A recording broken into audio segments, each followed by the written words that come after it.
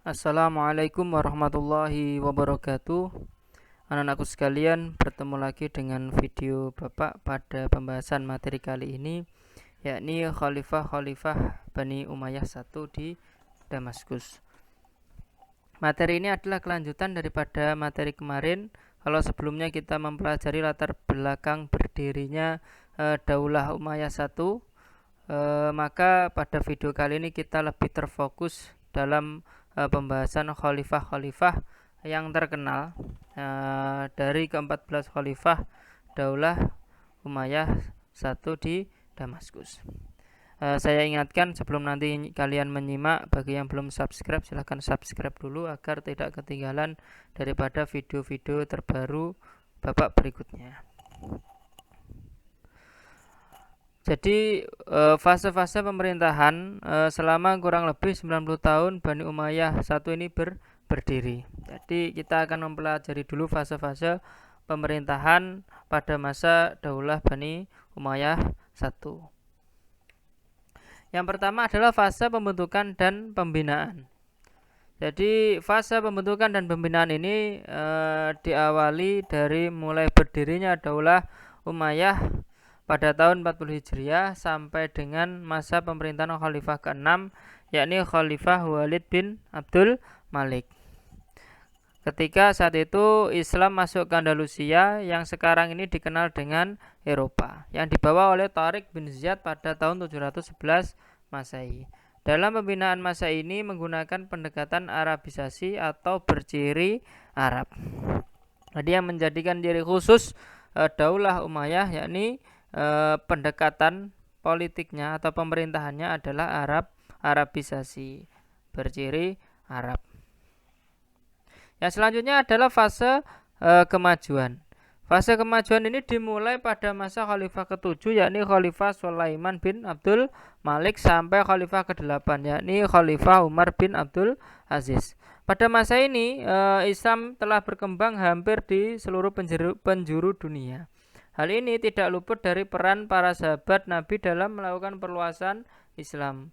Masa ini banyak wilayah yang ditaklukkan, namun fokus pemerintahan adalah pada pengembangan peradaban ilmu dan administrasi pemerintahan.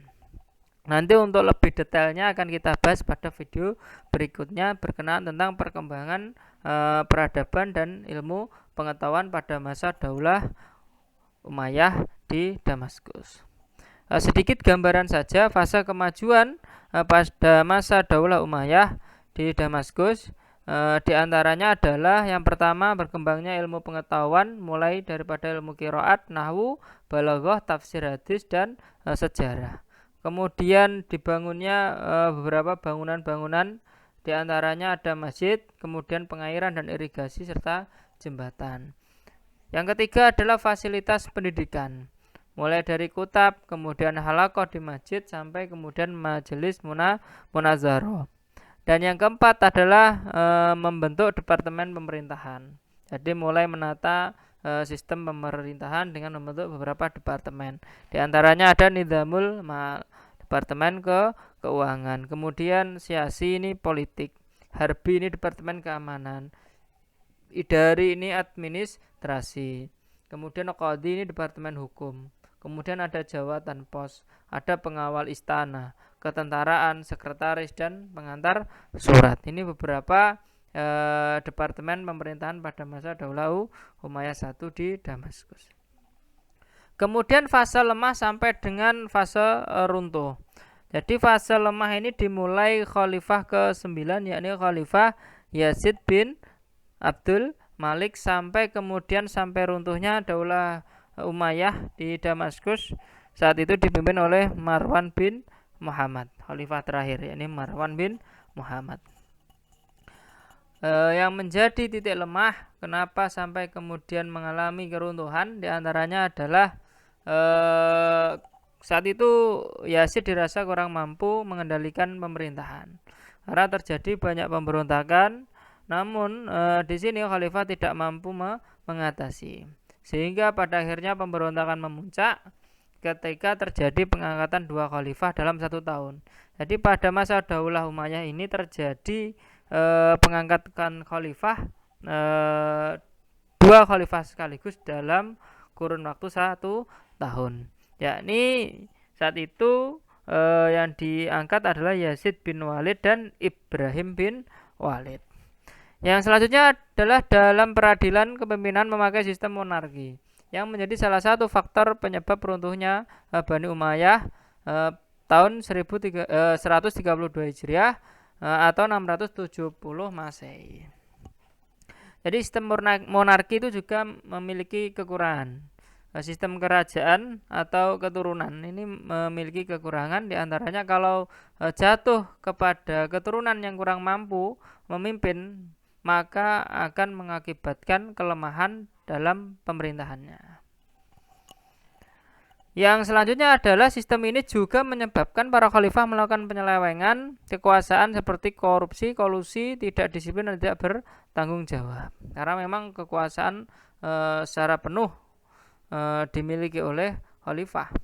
Bahkan yang mengendalikan pemerintahan adalah para perdana menteri Qadhiyah, karena khalifah tidak dapat mengambil tindakan hukum terhadap penyelewengan. Selanjutnya adalah khalifah Bani Umayyah. Di Damaskus ini terdapat 14, diawali Muawiyah bin Abu Sufyan sampai kemudian runtuh pada masa Marwan bin Muhammad. Kalau kalian bisa menghafal ini bagus, tapi kalau tidak mampu setidaknya kalian paham berkenaan beberapa khalifah Daulah Umayyah 1. Mungkin nanti secara tahun ada beberapa perbedaan sedikit, jangan sampai kemudian kalian bingung kok tahunnya beda Pak ya. Karena memang sumber antara satu buku dengan buku yang lain berbeda berkenaan tahun. Kemudian khalifah-khalifah yang terkenal. Tadi kita sudah melihat ada 14 khalifah. Namun di sini yang akan kita bahas hanya 5. Di antaranya adalah Muawiyah bin Abu Sufyan, kemudian Marwan bin Hakam, kemudian Abdul Malik bin Marwan, Walid bin Abdul Malik, dan yang terakhir adalah Umar bin Abdul Aziz. Langsung kemudian yang akan kita bahas yang pertama adalah Khalifah Muawiyah bin Abu Sufyan. Khalifah ini terkenal karena keberaniannya saat memproklamirkan Bani Umayyah 1 pada tahun 40 Hijriah, dan saat itu Ali masih menjadi khalifah, memerintah sebagai khalifah terakhir dari Khulafaur Rasyidin. Dan Muawiyah ini secara sah menjadi khalifah pada tahun 41 Hijriah. Kalau kalian ingat kemarin di video sebelumnya saya menyampaikan bahwasanya beberapa peristiwa sampai kemudian berdirinya Daulah Umayyah, di antaranya ketika Hasan bin Ali secara sah membaiat Muawiyah sebagai khalifah, yang dikenal dengan Amul Jamaah. Kenapa demikian? Ini bentuk luhur daripada sifat Hasan bin Ali, cucu Rasulullah SAW. Dia lebih mementingkan kepentingan umat daripada kepentingan dia sendiri. Dia melakukan ini agar tidak terjadi pepecahan kepada umat Islam. Di antaranya adalah kelompoknya Hasan bin Ali dan kelompoknya Muawiyah bin Abi Sufyan. Jadi agar tercipta kedamaian dari kedua kelompok ini.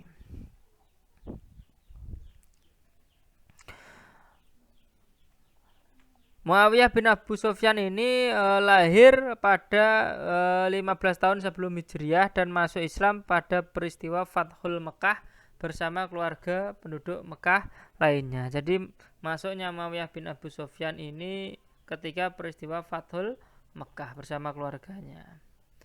Di antaranya yang menjadi keistimewaan yang dimiliki oleh Muawiyah adalah ia ini menjadi sahabat Rasulullah dan menjadi salah satu juru tulis wahyu Al-Quran saat itu. Jadi dia ini menjadi juru tulis Al-Quran. Kemudian dia menjabat kurang lebih 20 tahun. Beberapa kebijakannya diantaranya adalah yang pertama memindahkan ibu kota kekhalifahan dari Madinah ke Damaskus. Kemudian membangun administrasi pemerintahan dan menetapkan aturan jabatan pos. Yang ketiga, mengatur urusan tentara dengan mengacu kepada aturan tentara Bizantium. Kemudian menciptakan sistem. Kalau pada masa Khulafaur Rasyidin sistem pemilihannya itu berbeda-beda. Ada yang pakai musyawarah, ada yang penunjukan, ada yang menggunakan tim khusus atau tim formatur atau majelis syura saat itu. Ada yang kemudian dibaiat. Tapi kalau pada masa Daulah Umayyah ini menggunakan cara monarki hereditas dengan cara keturunan atau kerajaan. Kemudian mengubah fungsi Baitul Mal yang awalnya pada masa Khulafaur Rasyidin ini menjadi harta kekayaan rakyat, namun pada masa Daulah Umayyah ini menjadi harta kekayaan keluarga kerajaan. Kemudian membentuk Diwanul Hijabah, membentuk Diwanul Barid, kemudian membentuk Diwanul Kharaj. Yang selanjutnya adalah Khalifah Marwan bin Hakam. Khalifah ini terkenal sebagai seorang yang bijaksana, berpikiran tajam, fasih berbicara dan berani. Beliau ahli pembacaan Al-Quran dan banyak meriwayatkan hadis Rasulullah dari Umar dan Utsman bin Affan. Ini beberapa keluhuran budi daripada Khalifah Marwan bin Hakam. Khalifah keempat Daulah Umayyah ini mengambil alih kekuasaan setelah Muawiyah II. Ya, jadi ini Khalifah keempat setelah meneruskan daripada Muawiyah II. Pada masa Utsman, ini sedikit cerita saja. Pada masa Khalifah Utsman bin Affan, Marwan ini menjabat sebagai kepala lembaga sekretariat, yakni Ad-Dawawin, yang mempunyai kewenangan sangat menentukan dalam setiap keputusan khalifah.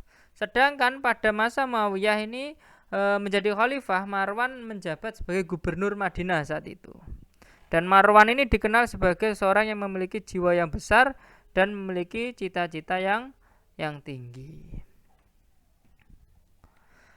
Adapun beberapa kebijakan Marwan bin Hakam adalah meredam gerakan-gerakan di berbagai wilayah yang menghambat stabilitas pemerintahannya, mulai daripada gerakan Abdullah bin Zubair di Hijaz, gerakan Mus'ab bin Zubair di Palestina, kemudian gerakan-gerakan di Syam yang hendak mengangkat Khalid bin Yazid sebagai khalifah. Kemudian mengangkat putranya Abdul Aziz sebagai gubernur di Syam. Kemudian mengembalikan kedudukan orang-orang suku di Jazirah Arab ke dalam kekuasaannya, dan yang berikutnya adalah mengalahkan gerakan Khawarij dan Syiah. Khalifah yang berikutnya adalah Khalifah Abdul Malik bin Marwan. Abdul Malik ini menjadi khalifah pada tahun 65 Hijriah di Syam dan Mesir. Ia berkuasa dalam rentang waktu kurang lebih 21 tahun. Beliau belajar agama dari para fuqaha, ulama dan ahli zuhud. Pernah meriwayatkan hadis dari Jabir, Abu Sa'id Al-Khudri, Abu Hurairah dan Umar. Banyak orang yang belajar dan mengambil ilmu darinya karena kefakihannya. Ini salah satu bentuk kemuliaan atau sikap yang dimiliki Abdul Malik bin Marwan, yakni sangat mencintai daripada ilmu. Abdul Malik ini juga adalah orang yang kokoh pendiriannya dan tidak mudah goyah dalam keadaan apapun. Ia mengatur roda pemerintahnya dengan penuh amanah dan selalu menjaga stabilitas keamanan, dan pada masanya kehidupan kaum muslimin ini berada dalam perdamaian. Ini sedikit gambaran pada masa pemerintahan Khalifah Abdul Malik bin Marwan. Kebijakannya adalah diantaranya mencetak mata uang dinar menggantikan uang Bizantium dan Sasania. Yang kedua adalah melakukan Arabisasi arsip dan catatan administrasi negara dari bahasa Persia dan Yunani ke dalam bahasa Arab. Jadi melakukan Arabisasi. Jadi administrasi yang awalnya berbahasa Persia dan Yunani ini dipindahkan ke dalam bahasa Arab. Khalifah yang berikutnya adalah Walid bin Abdul Malik. Walid bin Abdul Malik ini adalah putra dari Abdul Malik bin Marwan. Ia diangkat menjadi khalifah pada tahun 86 Hijriah. Walid memiliki daerah kekuasaan yang sangat luas karena mewarisi kerajaan Malik bin Marwan ayahnya. Jadi pada masanya banyak melakukan ekspansi juga di beberapa wilayah yang sekaligus menjadi kebijakan dan strategi Walid bin Abdul Malik. Adapun kebijakan Walid bin Abdul Malik diantaranya adalah penaklukan Andalusia di bawah pimpinan Gubernur Musa bin Nusair, panglima perang Tariq dan juga panglima perang Tariq bin Ziyad. Kemudian penaklukan wilayah Kasgar di bawah komando pimpinan Khurasan Qutaibah bin Muslim al-Bahili yang pernah menjabat gubernur Irak, Persia, dan Khurasan. Kemudian penaklukan negeri Sin di bawah komando Muhammad bin Qasimat Saqafi. Kemudian mengembangkan seni kebudayaan sehingga menjadi karya seni bercorak Islam dan menjadi kebudayaan tertinggi kala itu. Kemudian membangun rumah sakit, panti jompo, panti asuhan, gedung pemerintahan serta mendirikan madrasah-madrasah, dan yang terakhir adalah merenovasi Masjidil Haram, mengadakan perbaikan makam Rasulullah SAW serta merenovasi Masjid Nabawi dan Masjid Umawi di Damaskus.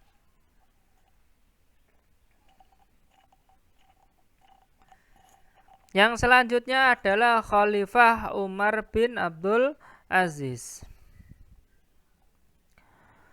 Umar bin Abdul Aziz ini dilahirkan di Halwan, Mesir pada 61 Hijriah. Ia adalah cicit dari Umar bin Khattab. Ya, jadi Umar bin Abdul Aziz ini cicitnya Umar bin Khattab. Kemudian Khalifah ke-8 ini hanya memimpin selama 2 tahun 5 bulan, namun dalam kepemimpinannya yang kemudian memang dirasa singkat karena 2 tahun 5 bulan, namun masyarakat ini mengalami peningkatan kualitas secara signifikan, terutama dalam sektor ekonomi. Jadi inilah beberapa gambaran yang bisa saya paparkan berkenaan Khalifah Umar bin Abdul Aziz. Kemudian apa kebijakan-kebijakan yang ditorehkan oleh Umar bin Abdul Aziz? Di sini saya rumuskan menjadi beberapa, diantaranya yang pertama mengupayakan pengumpulan hadis. Jadi dikumpulkannya hadis untuk dipilih antara hadis sahih dan palsu, dan menunjuk Imam Muslim bin Syihab Az-Zuhri sebagai koordinatornya. Jadi yang mengkoordinatori adalah Imam Muslim bin Syihab Az-Zuhri. Berkat usaha ini tercapailah pembukuan hadis. Pada masa Umar bin Abdul Aziz dilakukan pembukuan hadis. Yang kedua adalah menghentikan pemungutan pajak dari mualaf dan memangkas pajak dari orang-orang Nasrani. Kebijakan ini membuat orang-orang berbondong-bondong untuk memeluk Islam. Ternyata pendekatan seperti ini mampu mendorong orang-orang masuk ke dalam Islam. Kemudian menghidupkan kembali ajaran Al-Quran dan As-Sunnah, yang selanjutnya menetapkan hukum berdasarkan syariat Islam dengan tegas. Kemudian memindahkan sekolah kedokteran dari Iskandariyah Mesir ke Antioquia dan Haran di Turki. Kemudian mengutus delegasi untuk mengawasi kinerja para gubernur di berbagai daerah agar selalu menerapkan keadilan dan kebenaran dalam memimpin. Jadi pengawasan kinerja ternyata memberikan dampak. Agar apa? Agar para gubernur ini mampu bekerja secara optimal dalam memberikan pelayanan terhadap masyarakat. Dan yang terakhir adalah mengganti kedudukan gubernur yang tidak taat agama. Jadi gubernur wajib memiliki ketaatan terhadap agama. Sehingga ada sebuah kisah riwayat bahwasanya pada masa Umar bin Abdul Aziz, karena sangat terkenal diantaranya secara perekonomian menjadi meningkat, bahkan orang-orang ini kesusahan untuk menyalurkan sedekah atau zakat. Kenapa? Karena banyak orang yang menolak diberikan karena merasa sudah mampu. Luar biasa. Dan mereka seluruhnya memiliki semangat untuk memberi. Inilah bentuk daripada kemajuan perekonomian pada masa Umar bin Abdul Aziz, yang bahkan dirasakan sampai kepada tataran masyarakat atau rakyat biasa. Mungkin itu saja yang bisa saya sampaikan. Tadi perlu kalian ingat pada masa Daulah Umayyah 1 ini ada 14 khalifah yang menjabat, diawali oleh Muawiyah bin Abi Sufyan, kemudian ditutup oleh Marwan bin Muhammad. Ada 5 khalifah yang terkenal yang dibahas pada kesempatan kali ini. Ada Muawiyah bin Abi Sufyan, ada Marwan bin Hakam, kemudian Malik bin Marwan, Walid bin Abdul Malik, dan yang terakhir Umar bin Abdul Aziz. Ya. Saya harap dari beberapa hal yang saya sampaikan tadi bisa kalian petik hikmah pelajaran, kalian ambil semangat mereka dalam memimpin, dalam memberikan kemanfaatan kepada umat, sehingga semangat ini masuk ke dalam diri kita. Di antara jelas semangat belajar, karena masih pada suasana COVID, selain tetap menjaga kesehatan, kita juga tetap menjaga semangat belajar. Supaya apa? Supaya kita menjadi orang yang berilmu, sehingga dengan ilmu kita akan memberikan kemanfaatan kepada orang lain. Allahumma amin. Kurang lebihnya mohon maaf. Wassalamualaikum warahmatullahi wabarakatuh.